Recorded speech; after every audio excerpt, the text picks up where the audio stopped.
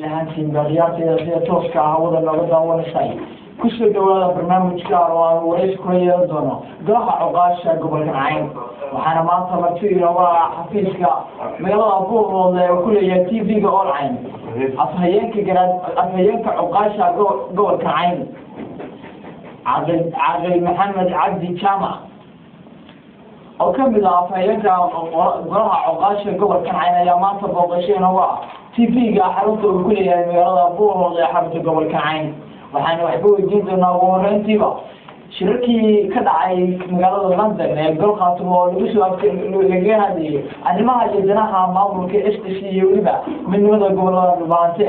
waxaan warantiba wax ku weydiinay caaqilka sida uu arko shirkii ka dhacay golkaas caaqil ku soo dhaw TV online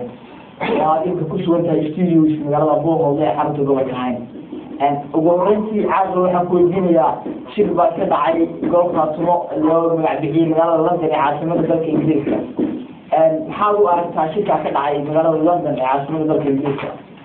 bismillahir rahmanir rahim alhamdulillahi rabbil alamin wassalatu wassalamu ala rasulillah amma ba'd shirka qaatumo ee ka dhacay wadanka Ingiriiska gaar ahaan magaalada London sida aan hore u sheegnay waan taageernay ka uqaal ahaan buuxda baan u dirnay hadaan fadhiga uqaasha ee Bohole oo anigu afhayeen ka ahay golaha uqaasha anigoo Cabdi Maxamed Cabdi Jaamac shirkaasi aan kala had lahayn baan u taageernay waxa mahadska Ilaahay inta ka bacdi hadaan nahay uqaasha reer Bohole waxaan halkan taageero ugu soo gudbinaa shirkii ka bilaabmay 22kii bishii Afraad 2011 London ee loo bixiyay Khaatumo ilaahayna waxaan uga baryaynaa inuu ka dhigo shirkaas inuu ka dhigo mid dhammaan dadka deegaanka gobolada ee anfaca waxaan kaloo ugu baaqanaa siyaasiyiinta iyo aqoon-yahanada shirka wada inay shir gudaha kulli xil ay tahay waqtan caaqil waad ka warhaysaa oo shirkan ka bilaabmay bishii Afraad ee 2011 wuxuu ku shaqeysnaa shir laga wada hadlayo arrimaha iyo danaha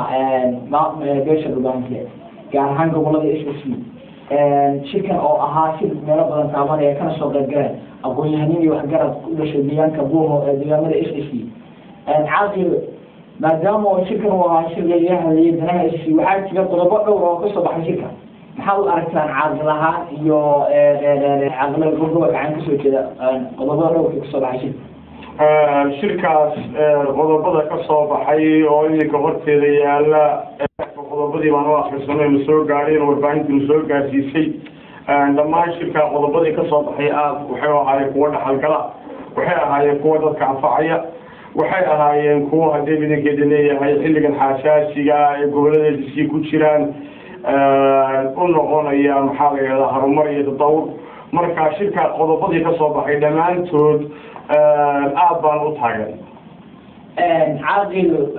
adigoo ku sugan imika TV oo aan ku leeyahay magaalada Bohole maadaama shirkii qodobo dhowr ka soo baxeen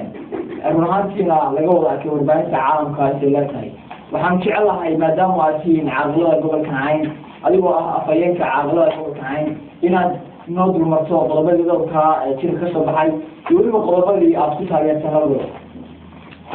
qodobadii shirka ka soo baxay number 1 waxa uu ahaa sida qoraalka muuqata midnimada iyo wadajirka dhulka Soomaaliyeed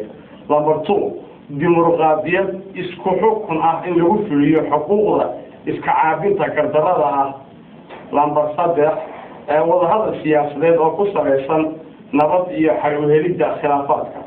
number 4 dhisidda nabadda in la taago xidhiidhada deganaanshaha iyo horumarinta waara ku dhaqanka maamul wanaagga iyo la xisaabtanka maareynta meelaha la wadaago sida daaqa ceelasha iyo biyaha iyadoo loo eegayo tirada xoolaha iyo faaxadda dhulka